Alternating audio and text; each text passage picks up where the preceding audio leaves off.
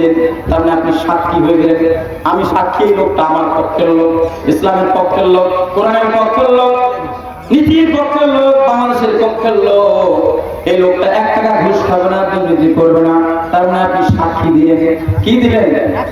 আপনার ওখানে ভোট দিতে গিয়ে আপনাকে কেউ বলবে না কোথায় ভোট দিবেন, আপনার মন জানে ভালো। এবার মন থেকে আপনি তাকে সাক্ষী দিয়েছেন, ভেতর থেকে যেটা চেয়েছেন সেটাই আসা। বাহ্যিক দিক থেকে মানুষ যেটা চায় সেটা আল্লাহ কখনো নেন না। আল্লাহ রাসূল বললেন, ইন্নাল্লাহা লা ইয়ানজুরু ইলা কুলুবিকুম ওয়ালা ইলা কুলুবিকুম। এরকম একটা হাদিসের মধ্যে আল্লাহ রাসূল বলেছেন, আল্লাহ কখনো মানুষের চেহারা তাকান না, কখনো মানুষের টাকা ধন তাকান না, নিশ্চয়ই তাকান আল্লাহ তাআলা ইলা কুলুবিকুম, মানুষের অন্তরটা তাকান, অন্তর দিকে তাকান। সম্মানিত আলেম, আমি তো এখানে কোনো ব্যক্তির কথা বলতেছি না, এটা তো কোরআনের। আগে আমাকে স্লিপ দিয়েছে মাহফিল কর্তৃপক্ষ, ভোটের আলোচনা দয়া করে করবেন না। আমি তো কার পক্ষে কথা বলি, কিন্তু ভোট একটি আমানত। এই আমানত এটা আরবি শব্দ, কোরআনে আছে। আমি এটা বলেছি কিন্তু এটা ঠিক হলো না, এটা কেমন হয়ে গেল, এগুলো করবেন না। আমি তো কারো নাম নেই, কোনো দলের নাম নিচ্ছি। আমরা মুসল্লি, আমরা সাধারণ নাগরিক না, এই দেশের সুযোগ সুবিধা ভোগ করতেছি না। আমাদের কি মতামত একটা আছে না? আমরা কোরআন হাদিস থেকে জেনে নেবো আপনি কাকে আপনার ভোট দিচ্ছেন। আমি নির্দিষ্ট কোনো ব্যক্তিকে বলতেছি না একে ভোট দিবেন, আপনার ভোট আপনি দিবেন, যাকে খুশি তাকে নয়, অবশ্যই একজন যোগ্য মানুষকে দিবেন। ঠিক না বেটি? ওই হাসিনার মতন কোন ফেসিলিটি আমরা বাংলাদেশে দেখতে চাই না। আপনারা আমার ভোট দিয়ে আগামী দিনে আবার আমাদেরকে হত্যা করবে। ঠিক না বেটি? মাপলে অনুমতি নেওয়া লাগবে। ওই সমস্ত আমরা নেতা আমরা চাই না, যে নেতার কাছে গেলে বলবে ডিসির কাছে যা, ইউনিয়নের কাছে যা, টেনোর কাছে যা, ওসির কাছে যা, পারমিশন নিয়ে এরকম মাহফিল করা লাগে। ওই রকম নেতা আমরা চাই না। ঠিক না বেটি? আপনারা এটা দিয়ে ভুল করছেন।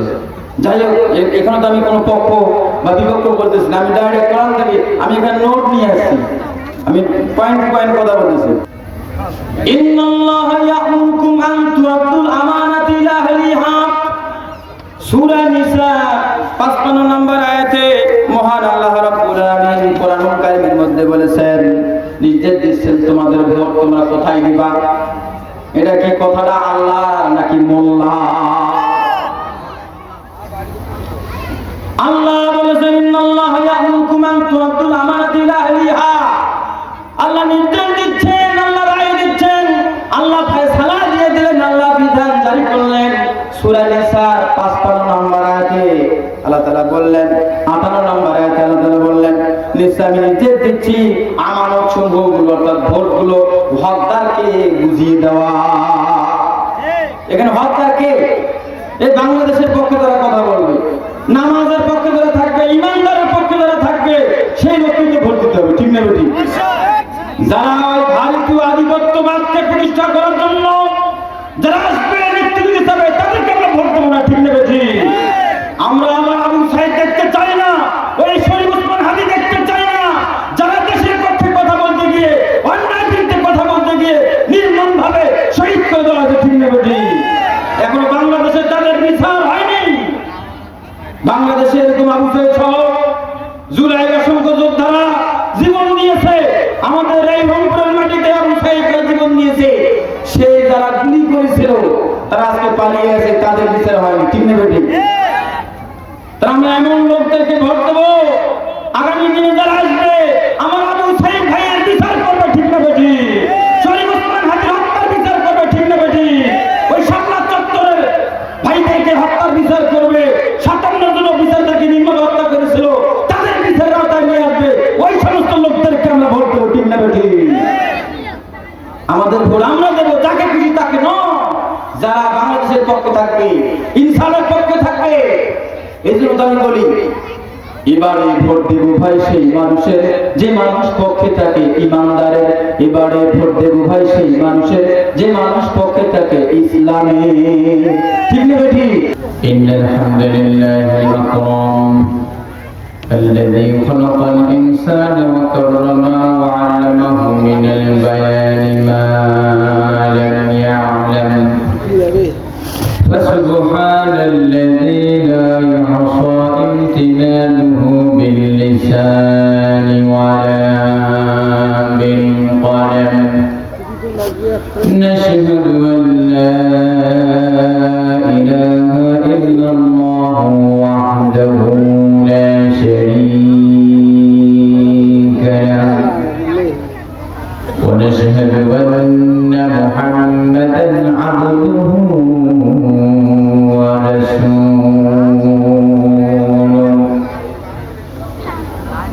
الذي أرسل رسوله بالحق بشيرا ونذيرا وداعيا إلى الله بإذنه سراجا منيرا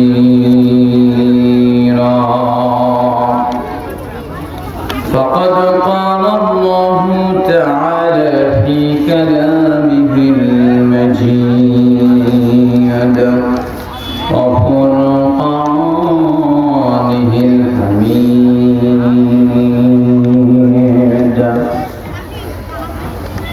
أعوذ بالله من الشيطان الرجيم بسم الله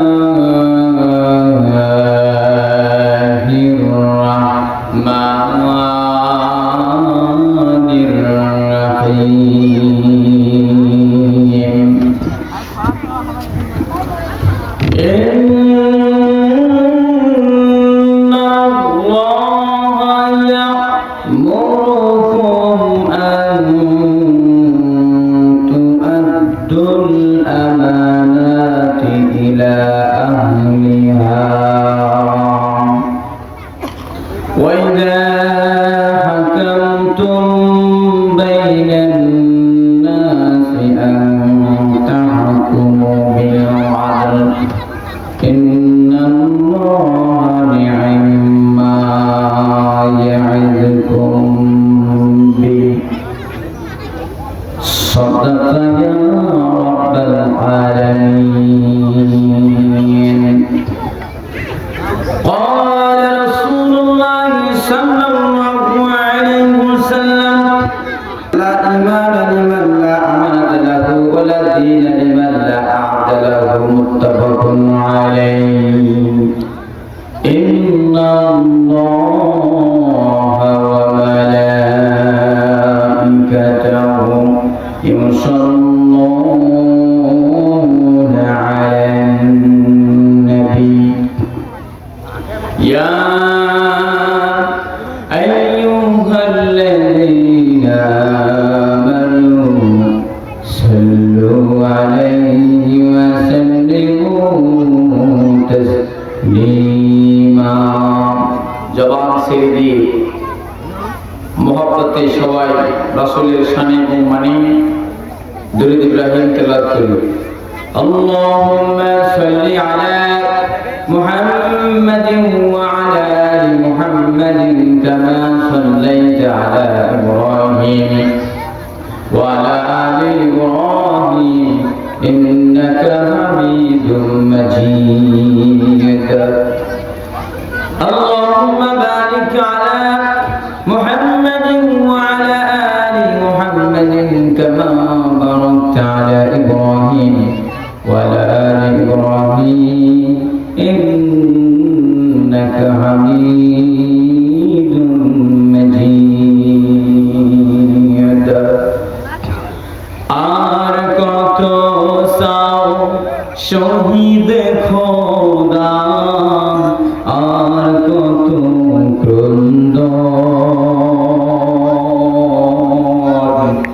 আসবে কবে এ জমিনে তোমারি শাসন আসবে কবে এই জমিনে তোমারি শাসন আর কত চাও জীবন খোদা আর কত ক্রন্দ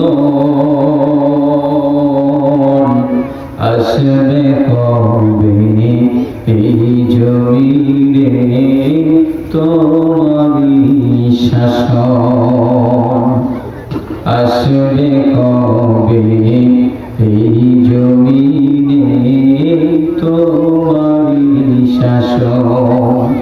কত মায়ের বুক যে খালি, চোখে শুধু জল। হারিয়ে তার বুকের মানিক হয়েছে পাগল। দয়াময়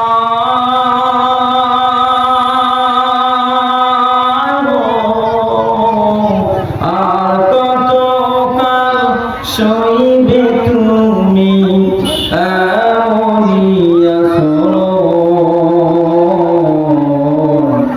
আসবে কবে এই জমিনে তোমারই শাসন। আসবে কবে এই জমিনে তোমারই শাসন। আপনার স্ত্রী আপনার কাছে আমানত।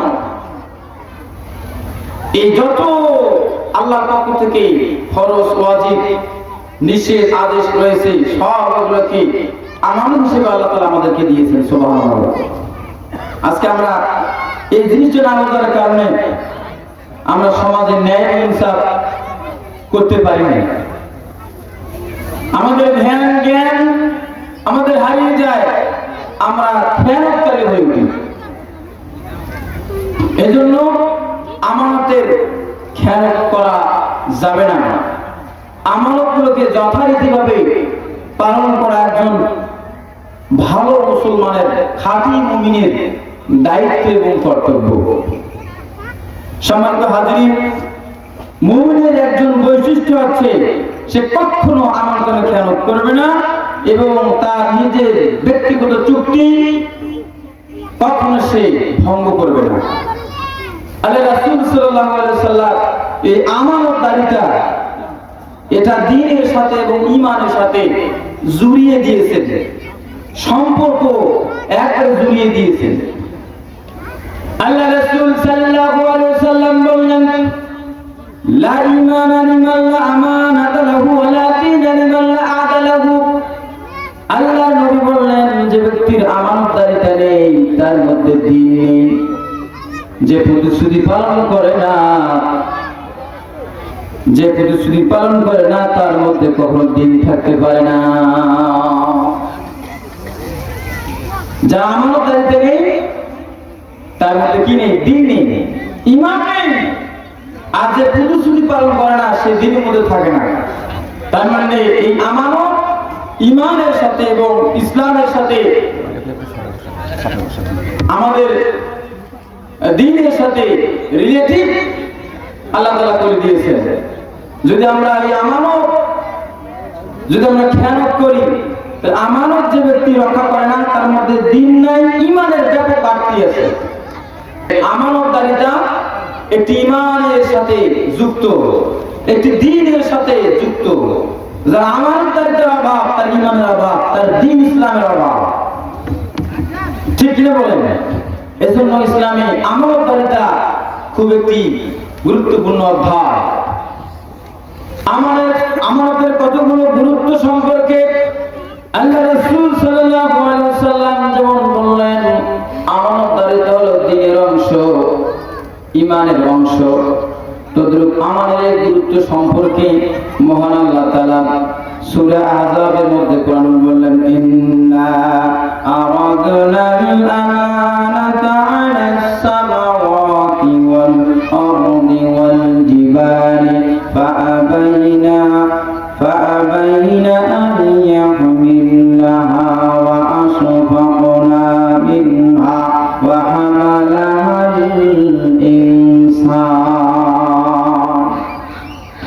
আল্লাহ তাআলা নির্দেশ দিলেন, আমি আকাশ এবং পৃথিবী এবং পর্বতমালা গুলোর প্রতি আমি এই আমানত অর্পণ করেছিলাম, কিন্তু আকাশ, পৃথিবী, পাহাড়গুলো, পর্বতমালাগুলো তাও স্বীকার করলো। কেবলমাত্র একমাত্র শুধুমাত্র মানুষ তা গ্রহণ করলো। আমানত একটি কঠিন বোঝা। আমানতদারিতা এটা কোরআনে অর্পিত যে আদেশ নিষেধগুলো এগুলো আল্লাহ তাআলা আকাশ এবং পৃথিবী এবং পর্বতমালার প্রতি অর্পণ করতে চেয়েছিলেন, কিন্তু আকাশ পৃথিবী পাহাড় সব অস্বীকার করছে, অস্বীকার করেছে, ভয় পেয়েছে তারা যে না আমরা এগুলো নিতে পারবো না। কিন্তু মানুষ এগুলো এই আমানত, এই গুরুত্বপূর্ণ জিনিসটা মানুষ এটাকে গ্রহণ করেছে, এটাকে স্বীকার করেছে, এটাকে মেনে নিয়েছে। সম্মানিত হাজিরিন, এই আমানত ইসলামের গুরুত্ব অপরিসীম।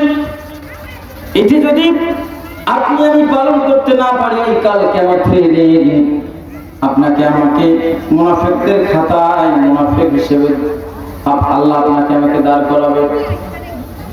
আমানতদারিতে দাঁড় থাকে না, সে হচ্ছে মুনাফিক।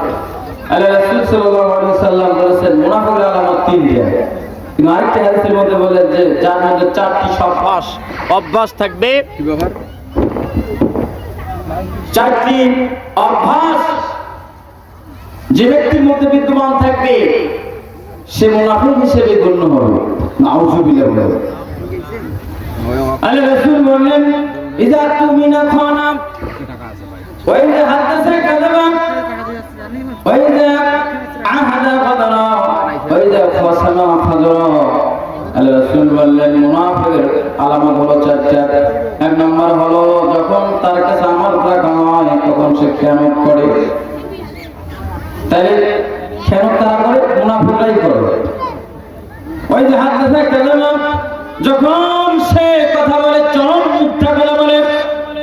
আমাদের সমাজে, আমাদের রাষ্ট্রে, আমাদের এলাকায়, আমাদের পাড়ায় বলেন তো মিথ্যাবাদী আছে না না? আছে না নাই? সকালে এক মিথ্যা কথা, বিকেলে এক মিথ্যা কথা বলে। এই যারা মিথ্যাবাদী তাদেরকে মুনাফিক আল্লাহ রাসূল বলেছেন, তারা টাটকা মুনাফিক। শুধু তাই নয়, ওই যে আহাদা গাদারা, প্রতিশ্রুতি দিলে সে ভঙ্গ করে ফেলে।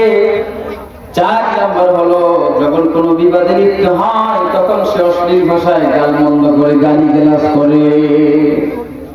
গ্রামে এটা খুব পাওয়া যায়, গ্রামের মানুষ জমি আইন নিয়ে ঠেলাঠেলি, তখন গালিগালাজ করে। মসজিদ নামাজ পড়তে গেছে, জোরে আমিন আস্তে আমিন এগুলো নিয়ে মারামারি করতে গালিগালাজ করে। এগুলো বেশিরভাগ গ্রাম অঞ্চলে এই গালিগালাজগুলো হয়। সুতরাং যারা বিবাদে লিপ্ত হলে, ঝগড়া করার সময় যারা গালিগালাজ করে, মুখে অশ্লীল ভাষা নিয়ে আসে, তারা হচ্ছে মুনাফিক। আল্লাহ আমাদের সবাইকে মুনাফিক থেকে হেফাজত করুন বলে আমিন। সম্মানিত হাজিরিন, আমাদের কয়েকটা দিক রয়েছে।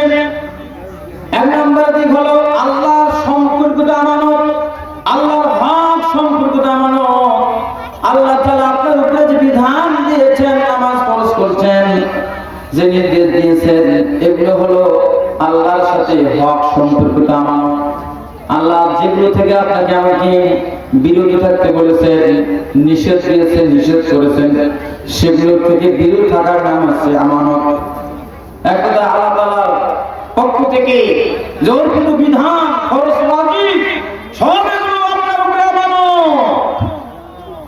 একটা মুসলমান, একজন ইমানদার আজকে সেই আমানতের খেয়ানত করতেছে। আমরা কেউ পালতো নামাজ পড়ে ঠিক মতন, কেউ পড়ে না। কেউ পালতো পড়লো 3 ওয়াক্ত পড়ে, 2 রাকাত পড়ে না। আসর এবং বিশেষ করে ফজর অনেকেরই কাজা হয়ে যায়। এই ফরজ বিধান, আল্লাহর হুকুম, এটা আল্লাহর পক্ষ থেকে আপনাকে আমাকে দিয়েছে আমানত হিসেবে। আজকে আমরা কয়েকজন মুসলমান আছি সে আমানতকে সংরক্ষণ করি, হেফাজত করি? নামাজ এটা আল্লাহর পক্ষ থেকে আমানত। আল্লাহ আপনাকে আপনার আমার হেফাজত, নামাজ ফরজ করছেন, এটা আমানত হিসেবে। কিন্তু আজকে আমরা আমানতের খেয়ানত করতেছি। আরেকটা হলো বান্দার হক সম্পর্কিত আমানত।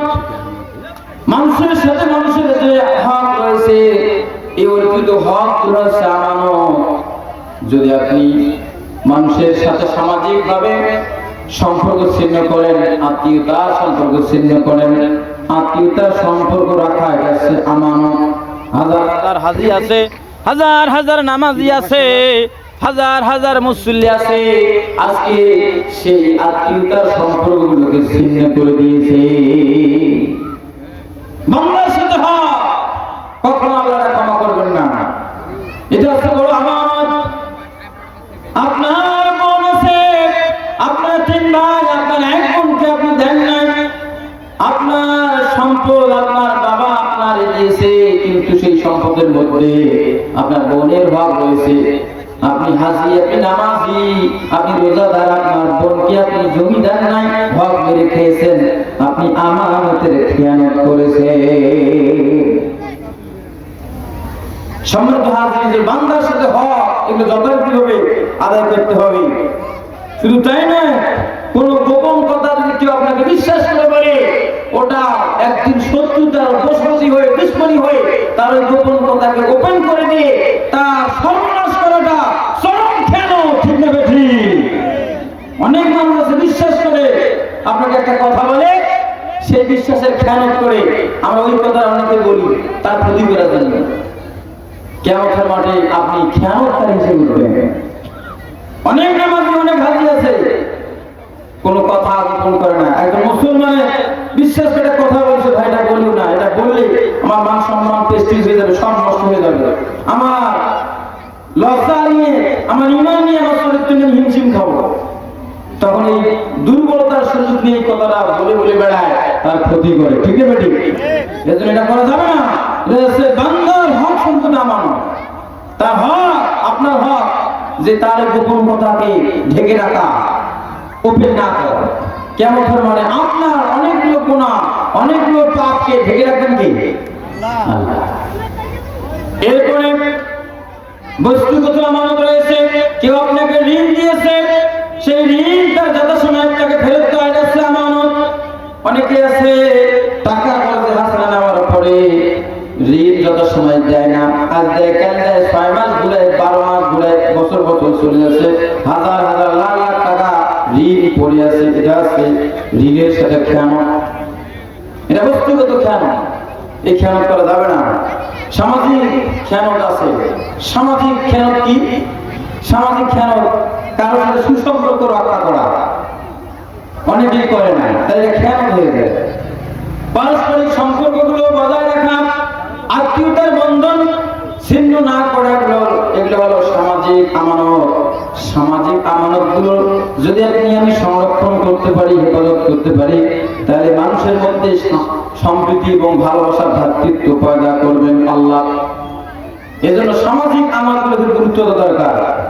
এত ওয়াজ মাহফিল হয়, এত সুন্দর খুতবা হয়, সামাজিক লেনদেনের ক্ষেত্রে আমরা এতটা উদাসীন, এতটা আমাদের নাশ হয়, যেটা বলা বাহুল্য। এজন্য সামাজিক আমানতগুলো রক্ষা করা, বস্তুগত আমানত, পেশাগত আমানত রয়েছে। পেশাগত আমানত বলতে আপনি একজন টিচার, আপনি একজন মাস্টার, আপনি একজন ডাক্তার, আপনি একজন একটা জায়গায় কাজ করেন বা একটা প্রতিষ্ঠানে আপনি আছেন, ওই ব্যক্তিগত প্রতিষ্ঠান, আপনি একটা সরকারি কাজে আপনার পেশা, আপনি সরকারি আপনি বেতন পান, কিন্তু ওই চাকরি আপনার ওই রকম ভাবে সময় আপনি দেন না, ঠিক মতো আপনি পারতেন না।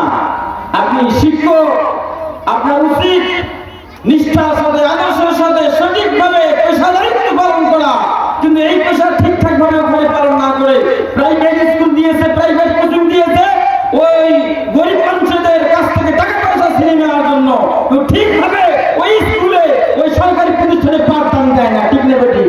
এরকম কিছু কিছু শিক্ষক নামে টাকা রাখে না নাই। পেশাগত খেয়ানত, যারা যে পেশায় নিয়োজিত রয়েছেন সেই পেশায় মনোযোগ না দিয়ে, সেই পেশায় সঠিকভাবে পাঠদান না দিয়ে, অনেক হাজারো শিক্ষক প্রাইভেট স্কুল প্রতিষ্ঠান দিয়ে তারা সেখানে নিয়মিত পাঠদান দেয়, কিন্তু স্কুলে, কোচিং এ কিংবা তার যেখানে উনি কাজ করেন, চাকরি করেন, সেখানে ঠিক মতো পাঠদান দেন না। এটা হচ্ছে তার পেশাগত আমানতের খেয়ানত। এটা করা যাবে না। অনেক ডাক্তাররা দেখবেন, এমবিবিএস ডাক্তার, বড় বড় ডাক্তার, বড় বড় চিকিৎসক সরকারি বেতন খায়, অনেক বড় বড় সার্জন প্রাইভেট ক্লিনিক দিয়েছে, প্রাইভেট প্রতিষ্ঠান দিয়েছে। গরিব মানুষগুলো যখন ওই সিজারের জন্য চলে যায়, বাচ্চা যখন নর্মাল হবে, ডাক্তার তখন চলে বলে ভয় ভীতি দেখিয়ে, কারণ সে প্রাইভেট একটা ক্লিনিক দিয়েছে। ওই ক্লিনিকের মধ্যে ওই গরিব মহিলাকে ডেকে বলতেছে, আপনার বাচ্চার কন্ডিশন খুব খারাপ, সিজার না করলে বাঁচা যাবে না, আপনারও জীবন ঝুঁকির মধ্যে। এরকম ডাক্তার নামে ডাকাত বলেন তো আছে না? না, তারা ঠিকই সরকারি মেডিকেলে থাকে, সরকারি সার্জন, সরকারি টাকা খায়, সরকারি ভাবে ঠিক মতন ট্রিটমেন্ট দেয় না, ঠিকঠাক ভাবে চিকিৎসা দেয় না, কিন্তু উনি প্রাইভেট ক্লিনিক, প্রাইভেট হসপিটাল দিয়ে বসে আছে জনগণের কাছ থেকে টাকা মেরে খাওয়ার জন্য। ঠিক নেবে? ঠিক, এটা হচ্ছে তার পেশাগত খেয়ানত। এরকম হাজারো উদাহরণ রয়েছে যে তারা আমরা আমাদের এই ব্যক্তি জীবনে, আমাদের পেশাগত জীবনে, গোষ্ঠীগত জীবনে, সামাজিক জীবনে আমরা খেয়ানত করতেছি। ঠিক কিনা বলেন? এই খেয়ানত করা যাবে না। এরপরে সরকারি কাজে নিয়োগের ব্যাপারে খেয়ানত। যে ব্যক্তি যোগ্য সরকার করান, সেই যোগ্য ব্যক্তিকে সরিয়ে আপনার মামা আছে, আপনার টাকা আছে, ওই মামার জোরে, ওই টাকার জোরে সব যোগ্য ব্যক্তিকে সরিয়ে ওই অযোগ্য ব্যক্তিকে ওখানে দিল। এটা হচ্ছে সরকারি কাজে নিয়োগের খেয়ানত। ঠিক না? ঠিক, দক্ষ লোকগুলো, যোগ্য লোকগুলো আসলেই সব তারা পিছিয়ে যায়, আর অযোগ্যরা টাকার কাছে মামার জোরে তারা ওই চেয়ারে বসে যায়। ঠিক না? বেটি, এরকম সরকারি কাজে অসংখ্য খেয়ানত হচ্ছে। শুধু তাই নয়, সরকারি চাকরিতেও আজকে খেয়ানত হচ্ছে। কয়েকদিন আগে সরকারি প্রাইমারি নিবন্ধন পরীক্ষা চলে গেল। অসংখ্য ভাই আমাকে ফোন দিয়ে বলছে, ভাই পরীক্ষা আবেদন করেছি, পরীক্ষা দেবো না। বলছি কেন? বলছে ভাই ওখানে 100 জনের কাছ থেকে 10 লক্ষ কোটি টাকা নিয়েছে, 10 জনকে চাকরি দিবে, কিন্তু আমার তো টাকা নাই। আমি সারা জীবন পড়ালেখা করলাম, আমি ওখানে যাওয়ার পরে কি করবো? কত টাকায় ওরা চাকরি হয়ে যাবে। এই যে সরকারি চাকরিতে আজকে খেয়ানত হচ্ছে। ঠিক না? ঠিক, অসংখ্য ন্যায়পরায়ণ এবং যোগ্য লোকরা পিছিয়ে যাচ্ছে, আর টাকায় আজকে তারা চাকরি পাচ্ছে। এটা হচ্ছে সরকারি চাকরি নিয়োগের ব্যাপারে খেয়ানত। আমাদের দেশে এরকম বেশিরভাগ না কম? বলেন তো, সব জায়গায় আজকে দুর্নীতি হচ্ছে, সব জায়গায় অনিয়ম, সব জায়গায় খেয়ানত হচ্ছে। ঠিক কিনা বলেন? শুধু তাই না, এমনি করে আরো খেয়ানত রয়েছে। আজকে রাষ্ট্রীয় সম্পদের মধ্যে খেয়ানত হচ্ছে। রাষ্ট্রীয় সম্পদ যে এমপি মন্ত্রীরা ব্যবহার করতো, সেগুলো ব্যক্তিগত কাজে অনেকেই ব্যবহার করে। ঠিক নেবে? ঠিক, রাষ্ট্রীয় সম্পদে কখনো খেয়ানত করা যাবে না। আমাদের মতন হুজুর আলেমরা এখানে যারা বসে আছেন, আমরা কোনো রাষ্ট্রীয় ভাবে কোনো দায়িত্ব অর্পিত নাই, আমাদের কোনো দায়িত্ব ক্ষমতা নাই, কিন্তু যারা এই রাষ্ট্রের চেয়ারে, রাষ্ট্রের সম্পদে যারা বসে থাকে, তারা কিন্তু রাষ্ট্রীয় ভাবে খেয়ানত করে। আমরা কথা বললেই হুজুরদের দোষ। ঠিক নেবে? ঠিক, ক্ষমতা এটা হচ্ছে রাষ্ট্রীয় আমানত। এই চেয়ারটা এমপি মন্ত্রী হচ্ছে রাষ্ট্রীয় আমানত। এগুলো পেয়ে যারা অপব্যবহার করে, সে ক্ষমতা, সে খেয়ানত করে। ঠিক নেবে? ঠিক, সে চেয়ারের খেয়ানত করে, সে ক্ষমতার খেয়ানত করে। এরকম খেয়ানতকারী আমাদের দেশে আছে না? নাই?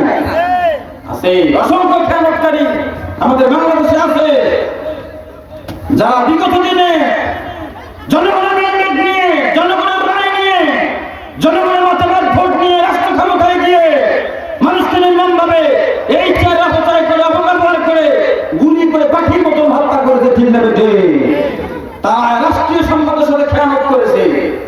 বরং যারা অপরাধী, সত্যিকার অপরাধী, তাদেরকে ওই গুলিটা তাদের জন্য, ওই পিস্তল, ওই বন্দুক, ওই ভেড়াগাঁ, ওই তাদের জন্য, কিন্তু তাদেরকে প্রয়োগ না করে যারা দেশের সোনার মানুষ, যারা দেশের যোগ্য মানুষ, এই দেশের জন্য যারা কথা বলে, দেশের পক্ষে যারা কথা বলে, তাদেরকে তার রাষ্ট্রীয় সম্পদগুলোকে প্রয়োগ করে বিভিন্ন ভাবে তাদেরকে বিপদে ফেলে দেয়। ঠিক না? ঠিক, আজকে অসংখ্য মানুষ এই রাষ্ট্রের সাথে খেয়ানত শুরু করে দিয়েছে। রাষ্ট্রের সাথে যারা খেয়ানত করেছে, তারা আজকে দেশে থাকতে পারে না। জনগণের সাথে যারা খেয়ানত করেছে, তাদেরকে মামার বাড়িতে দেওয়া হচ্ছে। ঠিক না? এই জন্য রাষ্ট্রের সাথে যারা খেয়ানত করবে, যুগে যুগে তাদের নির্মম ইতিহাস করুণ পরিণতি হবে ওই ফেরাউন আবু জাহেলের মতো। ঠিক না? ঠিক, তাদেরকে জনগণ রিসিভ করবে না, তাদেরকে জনগণ মেনে নেবে না। যারা রাষ্ট্রের সাথে খেয়ানত করে, সম্মানিত হাজিরিন, এই যে রাষ্ট্রের সাথে সম্পদ খেয়ানত করা কখনই আমাদের যাবে না। এরপরে সম্মানিত মুসল্লিনে কেরাম, সম্মানিত হাজিরিন, আমার কথা যারা শুনতে পাচ্ছেন, ভাইরা আমার গভীর মনোযোগ দেন। একটি গুরুত্বপূর্ণ আমানত হলো ভোট তথা আপনার রায়। এটাই একটি মহামূল্যবান আমানত। কি ভুল বললাম নাকি? আপনার ভোট এটা কি আমানত নয়? এটা আমানত, এটা অবশ্যই একটি আমানত। এই আমানতকে যে ব্যক্তি রক্ষণ করে, সংরক্ষণ করে, হেফাজত করে, সে হচ্ছে খাঁটি মুমিন। আল্লাহ তাআলা সূরা মুমিনের মধ্যে বললেন, ওয়াল্লাযীনা হুম লিআমানাতিহিম ওয়া আ'দিহিম রাউন। মুমিন তো তারাই যারা আমানতগুলোকে সংরক্ষণ করে, হেফাজত করে। তার মানে ভোট একটি রায়, মহামূল্যবান এই ভোট, এটা একটি আমানত। এটাকে আপনাকে সঠিক জায়গায় প্রয়োগ করতে হবে। এটা যদি আমরা ন্যায়ের পক্ষে, ভালোর পক্ষে প্রয়োগ করি, তাহলে ওই ভালো কাজ করলে যে সওয়াব হবে, এই সমপরিমাণ সওয়াব আপনিও পাবেন। কারণ ওই ভালো কাজের সফলতা আপনি, ওই ভালো কাজের সহযোগী আপনি। ঠিক না বলেন? এজন্য ভোট একটি আমানত। ভোট মানে হল রায় দেওয়া। আপনি কাকে রায় দিচ্ছেন? দেশ এবং জাতির কল্যাণে। যে ব্যক্তি আপনি ব্যক্তিকে আপনি রায় প্রদান করতেছেন, ওই ব্যক্তি যদি সৎ হয়, ভালো হয়, যোগ্য হয়, ন্যায়পরায়ণ হয়, দুর্নীতিমুক্ত হয়, তাহলে উনি যা জনগণের জন্য, দেশের জন্য কাজ করবেন, উনি যা নেকি সওয়াব পাবেন, উনি যা সম্মান মর্যাদা পাবেন, আপনি তাকে ভোট দেওয়ার কারণে আপনি সেই সম্মান মর্যাদা সওয়াব পাবেন। এজন্য আপনার মহামূল্যবান রায় ভোট, এটা হচ্ছে আমানত। এটা ও অযোগ্য ব্যক্তিকে দিয়ে খেয়ানত করা যাবে না। ঠিক কিনা বলেন? আল্লাহ রাসূল সাল্লাল্লাহু আলাইহি ওয়াসাল্লাম বলেন, মান দাল্লা আলা খায়রি ফালাহু মিসলি আজলা ফালিহি। আল্লাহ রাসূল বললেন, যে ব্যক্তি কোন সৎ কাজকে উদ্বুদ্ধ করে, সৎ কাজকে সহযোগিতা করে, সৎ কাজের জন্য অন্য কাউকে সাপোর্ট করে, রায় দেয়, মতামত দেয়, ওই ব্যক্তি সেটুকুর সওয়াব পাবে। ওই ব্যক্তি যতগুলো ভালো কাজ করবে, আপনি সেই সম্পূর্ণ সওয়াব পাবেন। এজন্য মহামূল্যবান রায় বা ভোট, এটা হচ্ছে আমানত।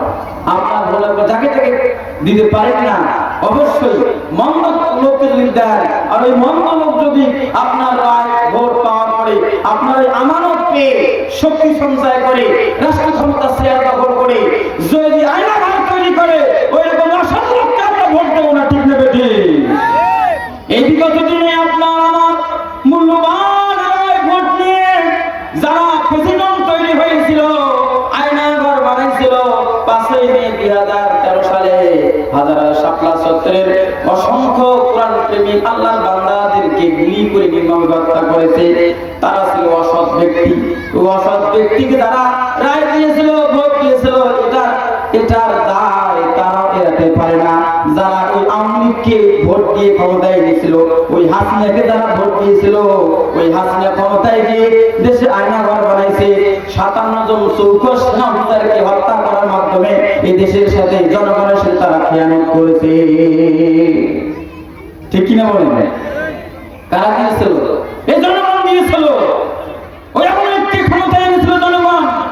এই জনগণের ক্ষমতা ম্যান্ডেট পেয়ে, রাইট পেয়ে, ভোট পেয়ে, আমানত নিয়ে হাসিনা ক্ষমতায় যখন 2008 সালে আসলো, এসেই সাথে সাথে দেশের সার্বভৌমত্ব রক্ষাকারী 457 অফিসারকে নির্মমভাবে বিডিআর বিদ্রোহের মাধ্যমে তাদেরকে হত্যা করেছে। ঠিক না ঠিক?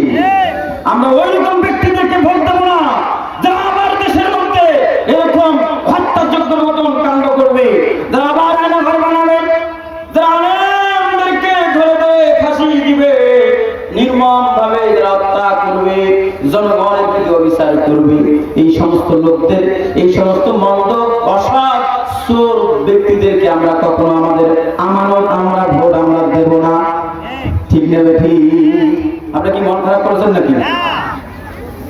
বাংলাদেশে আমাদের এই রায়, এই আমানত নিয়ে তারা ওই জায়গায় যে দুর্নীতি করছে, তা দুর্নীতি আপনার আমার রায় নিয়ে করছে, তাহলে উনি দুর্নীতি করে, অন্যায় করে, খুন করে, যত অন্যায় পাপ অপকর্ম হয়েছে এর সাজা আপনার আমাকেও পাওয়া লাগবে। ঠিক কিনা বলেন? উনি তো পালিয়ে গিয়েছে ভারতে, ওনাকে যারা ক্ষমতায় পাঠিয়েছিল যদি তার তওবা না করে আমার কাছে, জনগণের কাছে যদি ক্ষমা না চায় তাদেরও ক্ষমা হবে না। ঠিক না বেঠিক? তারা ওই হাসিনার মতন উত্তরসূরি, তারা ওই হাসিনার মতন কুলাঙ্গার। ঠিক না বেঠিক? তারাও একই অপরাধী, তাদেরকে ক্ষমা করার সুযোগ নেই। অবশ্যই তারা এক বোঝা তাদেরকে বহন করতে হবে। সম্মানিত হাজির, আমরা এমন কাউকে আগামী দিনে আমাদের আমানত গুলো অর্পণ করবো না যারা আমাদের উপরে জুলুম চালাবে, যারা নাগর বানাবে, যারা বিচারিক হত্যার নামে, বিচারের নামে যারা নির্মম ভাবে বাংলাদেশের সোনার মানুষদেরকে রাজাকার বলে তারা হত্যা করবে, এরকম লোকদেরকে আমরা রাষ্ট্র ক্ষমতায় আমরা বসাতে চাই না। ওই লোক অসৎ ব্যক্তিদেরকে আমরা আমাদের মূল্যবান ভোট রায় দেব না। দেব নাকি? নিয়ত করবো আমরা যোগ্য, ন্যায়পরায়ণ, সৎ, নীতিবান, দুর্নীতিমুক্ত লোককে যদি আপনি আমি আমাদের মহামূল্যবান রায় দিতে পারি, তাহলে উনি সমাজ, দেশের, জাতির কল্যাণে যত ভালো কাজ করবে এর সমপরিমাণ সওয়াব আপনি আমি পাবো ইনশাআল্লাহ। সিদ্ধান্ত আপনার, আপনার মহামূল্যবান রায় ভোট আপনি কাকে দিবেন। সম্মানিত হাজিরিন, ভোট মানে হলো সহযোগিতা করা। আপনি এক জায়গায় সহযোগিতা করবেন, সে আপনার সহযোগী। আপনি যাকে আপনি সাহায্য করলেন, আপনার সে সহযোগী, সে আপনার সহযোগী। আমরা এমন ব্যক্তিকে আগামী দিনে আমাদের আমানত অর্পণ করব যারা কখনো দুর্নীতি করবে না, দুর্নীতির টাকা খাবে না। দুর্নীতি যারা করবে ওই ব্যক্তিদেরকে দুর্নীতি করার সুযোগ দিবে না। ওই দুর্নীতি মুক্ত একটি সমাজ, রাষ্ট্র, জাতি উপহার দেওয়ার জন্য আপনার আমার এই মহামূল্যবান রায় যোগ্য, ন্যায়পরায়ণ, সৎ ব্যক্তিকে দিতে হবে। কোন অসৎ, কোন বাক্কা যারা আমাদের খেয়াল করে তাদের খেয়াল কখনো আমাদের মূল্যবান রায় দেওয়া যাবে, সহযোগিতা করা যাবে। সম্মানিত হাজিরিন, এজন্য ভোট মানে হলো সহযোগিতা করা। আপনি ভোট যাকে দিচ্ছেন তাকে আপনি সহযোগিতা করলেন। আর একটা ভোট হলো সাক্ষ্য প্রদান করা। ভোট মানে আপনি সাক্ষী হয়ে গেলেন, ওই মানুষটা ভালো। আপনি এই যেহেতু এটা মাহফিলটা তো ইসলামের মাহফিল, কোরআনের মাহফিল, তা কোরআনের পক্ষে যে ব্যক্তি থাকবে আমরা তাকে ভোট দেবো। এটা আমি আবার কোরআনের বাইরে কোথায় বলবো? আমরা কি মন ভাব করছেন নাকি? এজন্য ভোট মানে হলো সাক্ষী প্রদান করা। আল্লাহ রাসূল সাল্লাল্লাহু আলাইহি ওয়াসাল্লাম এই যে সাক্ষীদারের কথা বলতে গিয়ে মহান আল্লাহ রাব্বুল আলামিন কোরআনুল কারীমের মধ্যে বললেন, মান ইয়াশফা শাফাআতান হাসানাতান ইয়াকুল লাহু নাসীবুম মিনহা ওয়া মান ইয়াশফা শাফাআতান সাইয়্যাতান ইয়াকুল লাহু কিফলুম মিনহা ওয়া কানা আল্লাহু আলা কুল্লি শাইইন মুকিতা। আল্লাহ সূরা নিসা 85 নম্বর আয়াতে বললেন, কেউ কোনো ভালো কাজের সুপারিশ করলে তাতেও তার অংশ আছে থাকবে, এবং কেউ যদি মন্দ কাজকে সুপারিশ করবে তাতেও তার অংশ থাকবে। আলাদা বললেন, কেউ যদি ভালো কাজকে সহযোগিতা করে, সাক্ষী দেয়, ভোট দেয়, আমানত দেয়, এটা তার অংশ থাকবে। কি থাকবে? অংশ থাকবে। আপনি ভালো কাজকে সুপারিশ করলেন, ভোট দিলেন, আপনার অংশ সেখানে আছে। আর আপনি যদি অসৎ ব্যক্তিকে, মন্দ লোককে আপনার ভোট আমানত দেন, তাহলে এখানেও আপনার অংশ থাকবে, কারণ আপনি তার সাক্ষী। ওই মন্দের পক্ষে আপনি নিয়েছেন, আপনি ইসলাম বিরুদ্ধে সাক্ষী দিয়েছেন, আপনি আবার বাংলাদেশে আধিপত্যবাদ ওই ভারতের তৈরি হবে এটার পক্ষে আপনি আবার, তাহলে ভালো কাজে অংশ আপনিও পাবেন যদি ভালো ব্যক্তিকে আপনি সাপোর্ট করেন। ঠিক কিনা বলেন? সম্মানিত হাজিরিন, শুধু তাই নয়, নেতা নির্বাচন করা একটি আমানত। নেতা ছাড়া দেশ চলে না, নেতা ছাড়া রাজনীতি হয় না, নেতা ছাড়া মসজিদ চলে না, নেতা ছাড়া একটা পরিবার চলে না। যেই দলের নেতা না ওই দলকে বাগে খায়, শয়তানে ধরে। ঠিক নেবে? ঠিক। লাগাম দিনে আমাদের এই রাষ্ট্র, আমাদের এই সমাজ, আমাদের এই দেশের জন্য যারা নেতা নেতৃত্ব দিবেন, ওই নেতাকে নির্বাচিত করার জন্য আপনার মূল্যবান রায় দিবেন। কিন্তু ওই নেতা যদি কোরআনওয়ালা হয়, ইসলামওয়ালা হয়, এরকম মাহফিলের পক্ষে থাকে, তাহলে ওই নেতা নির্বাচন করতেও আমাদের কোন দ্বিধা আছে, কোন সমস্যা আছে? আমরা ওইরকম নেতা চাই যে নেতাই মাহফিলে বাধা দিবে না। ঠিক কিনা বলেন? আল্লাহ রাব্বুল আলামিন কোরআনুল কারীমের মধ্যে বলেন, ইয তাবাররাআ আল্লাযীনা ইত্তাবিউ মিনাল্লাযীনা ইত্তাবিউ।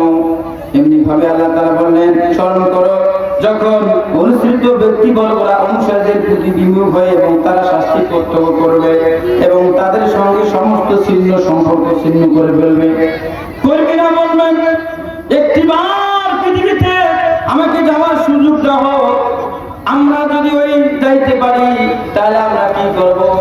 আমরা আবার আমাদের দেশের সমাজের রাষ্ট্রের জন্য যোগ্য, সৎ, ন্যায়পরায়ণ, নীতিবান, কোরআনওয়ালা, ইমানদার নেতৃত্ব বাছাই করে নেব। আল্লাহ তাআলা বলেছেন যে নেতা নির্বাচন করা হচ্ছে আমানত, আর যোগ্য লোককে আপনারা ভোট দিতে হবে। কিয়ামতের কথা এখানে বর্ণনা করতে গিয়ে আল্লাহ বললেন, সেদিন কিয়ামতের মাঝে যারা নেতা হবে সেই নেতাদেরকে ওই কর্মীরা জিজ্ঞেস করবে, আমাকে আর একটা বার সুযোগ দেওয়া হোক দুনিয়াতে যদি যাইতে পারি তাহলে অবশ্যই আমি একজন নীতিবান কোরআনের পক্ষে নেতৃত্ব তৈরি করব। কিন্তু এটা কি সম্ভব? কিয়ামতের দিনে নেতারা হতাশ হবে, কর্মীরা হতাশ হবে। সেই যে নেতার কাছে আপনি ছুটছেন, ওই নেতা সারাদিন মদ খায়, নামাজ পড়ে না, বিড়ি খায়, মেয়েদের কাছে যায়। ওই নেতা যদি আপনার নেতৃত্ব প্রদানকারী হয়, তাহলে ওই নেতা যে আগাম কুকাম করে জাহান্নামে অধিবাসী হবে, আপনাকে আমাকেও যেতে হবে। ঠিক না? ঠিক। এইরকম নেতা আমরা চাই না। এমন নেতা চাই যে নেতা হাঁটলে 40 দিন ওই রাস্তা দিয়ে শয়তান হাঁটবে না, দুর্নীতিবাজ রাস্তাবাজরা ভয়ে থারথার করে কাঁপবে। ওই ওমরের মতন আমরা শাসক চাই, ওমরের মতন আমরা নেতা চাই। ঠিক না? ঠিক।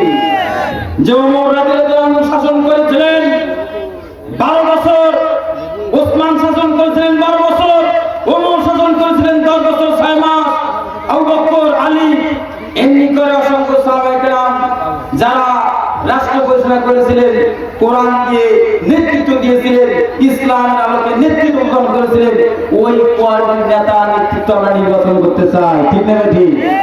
আমরা কোনো হাবিজাবি নেতাকে নির্বাচিত না করে আমরা কোরআনওয়ালা, ইসলামওয়ালা এইরকম যদি নেতা নেতৃত্ব আমরা নির্বাচিত করতে পারি, আগামী দিনে আর আমাদেরকে হয়রানি হওয়া লাগবে না, আর আমাদেরকে কখনো কাজা লাগবে না, জীবন দেওয়া লাগবে না। যত সমস্যা নেতার সমস্যা। পুলিশ প্রশাসন যদি অন্যায়কে ধরতে যায়, ওই নেতা একটা ফোন দিয়ে বলে, যাই না ওটা আমার দলের লোক। ঠিক আছে? ঠিক। পুলিশ তখন আর দাও নিয়ে যায় যে আসলে ওই নেতার লোক। আর যে চোর চুরি করে ও মনে করে আমার নেতা আছে, সাহস পায় এলাকায় সমাজে গরু চুরি করে। ঠিক নেবে? ঠিক। আর যখন ধরা খায় তখন ওই নেতা বলে এটা আমার দলের লোক নয়, তাকে বহিষ্কার করেছি। ঠিক না? বলে সম্মানিত হাজির, এরকম নেতা আমরা চাই না। আমরা চাই এমন নেতা যে নেতার চরিত্র হবে ওমরের মতন, যে নেতার চরিত্র হবে আবু বকরের মতন, যে নেতার চরিত্র হবে রাসূলুল্লাহর মতো। ঠিক না? ঠিক। আমরা এইরকম একজন নেতা নির্বাচন করতে চাই আমাদের সমাজে, আমাদের দেশের জন্য, আমাদের ধন টাকার জন্য, আমাদের নির্ভরের জন্য, আমাদের এই আগামী দেশের জন্য। ঠিক না? ঠিক। যে নেতার হাত ধরে দেশ চলবে, কোরআন চলবে, মানুষ চলবে, সমাজ চলবে, কোথাও কোনো চুরি হবে না। আজকে আমাদের জল লাগাচ্ছি, চোর চুরি করতে গিয়ে চোরদেরকে ধরে, আবার 3 মাস পর 6 মাস পর বের হয়ে যায়। কারণ নেতা ফোন দেয় যে ওটা আমার দলের লোক, ছেড়ে দেয় না। ঠিক না? বলে সবার সামনে দিয়ে থাপ্পড় দেয়, আর তলে তলে বলে, যা চুরি করছিস 3 ভাগের 1 ভাগ মুখ দে, না হলে কিন্তু তোর জীবন শেষ। এরকম একটা আপনারা নাই, তলে তলে চোরদের সাথে আঘাত করে, আর উপরে উপরে সবার সামনে দিয়ে থাপ্পড় মেরে, ভেতরে ভেতরে ঠিকই চোরদের সাথে একটা হাত আছে। ওই রকম নেতা আমরা চাই না। ঠিক না? ঠিক। সমাজের পতন, সমাজের নিকৃষ্ট কারণ রাখে আছে, জ্ঞান আছে, বুদ্ধি আছে, ধ্যান জ্ঞান আছে, সব কিছু আছে। চোরদেরকেও সাপোর্ট করে, আবার মসজিদের মাহফিলে গিয়ে দান করে, আছে না নাই? এরকম বদমাশটা আমরা চাই না, যারা আমাদের খেয়ানত করে। সম্মানিত হাজরিন, কিয়ামতের দিন নেতা এবং কর্মীরা সাথে সাক্ষাৎ হবে। মহান আল্লাহ রাসূল সাল্লাল্লাহু আলাইহি সাল্লাম বললেন, আল মারউ মা মান আহাব্বা। আমার আগে যে ভাই বক্তব্য দিয়েছে হাফেজ জাকারিয়া ভাই, উনি বলছেন যার সাথে যার মহব্বত তার সাথে তার কিয়ামত। যে নেতাকে আপনি অনুসরণ করেন তার পথ ধরে আপনি হেঁটে যাবেন, উনি যেদিকে যাবেন সেদিকে যাবেন, ভালো দিকে যায় ভালো দিকে আপনি যাবেন, খারাপ দিকে খারাপ দিকে যাবেন। সম্মানিত হাজরিন, কিয়ামতের মাঠে সেই নেতাকে কর্মীরা বলবে, নাজালহু মা তাহদাকুম মিনাল ইয়াকুনা মিনাল আসফালিন। আল্লাহ তাআলা সূরা হামিদের মধ্যে বললেন, সেই দিন নেতারা, সেই দিন কর্মীরা বলবে, আল্লাহ ওই সমস্ত লোকরা কোথায় যারা আমাদেরকে গোমরাহ করেছিল, বিপদের দিকে ঢেলে দিয়েছিল। তার সাথে তার মহব্বত, তার সাথে তার কেমন। আপনার নেতা যখন হবে আপনি ওই নেতা অনুকরণ করবেন, কাল কিয়ামতের মাঠে আল্লাহ তাআলা পাশ করে দিবেন। আল্লাহ তাআলা সামনে সেখানে বলবে যে আল্লাহ ওই সমস্ত নেতারা কোথায়, ওই সমস্ত অভিভাবকরা কোথায়, ওই সমস্ত মডেলরা কোথায়, ওই সমস্ত আইডলরা কোথায়, যাদেরকে আমি অনুসরণ করেছিলাম, যাদের পিছনে আমরা দৌড় দিয়েছিলাম, তারা কোথায়? তাদেরকে দেখে দেওয়া হোক। আজকে কেন আমরা আজকে জাহান্নামে যাচ্ছি? মহান আল্লাহ তাআলা সেই দিন নেতা এবং কর্মীদের কথোপকথনগুলো কোরআনের মধ্যে রেকর্ড করেছেন। সম্মানিত হাজির, শুধু তাই নয়, এমনি ভাবে আল্লাহ রাব্বুল আলামিন এই নেতা এবং কর্মীদের পরস্পর তারা বিতর্কে লিপ্ত হবে। তারা কি হবে? পরস্পর বিতর্কে লিপ্ত হবে, ঝগড়া করবে, ডিবেট করবে। কর্মী এবং নেতারা তারা ঝগড়া করবে।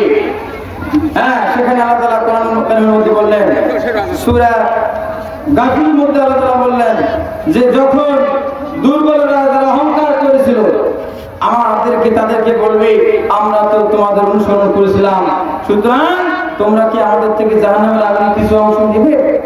অহংকারে বলবে, নিশ্চয়ই আমরা সকলেই এতে রয়েছি।